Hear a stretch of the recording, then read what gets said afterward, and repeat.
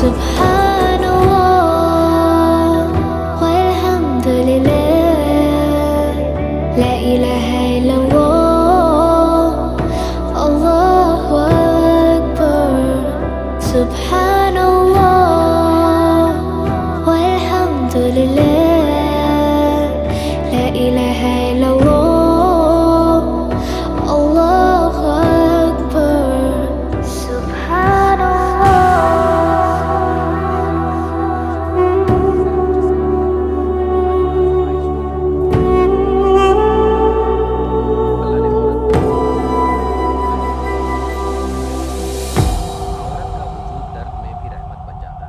तकलीफ में भी जिंदगी बांटता है।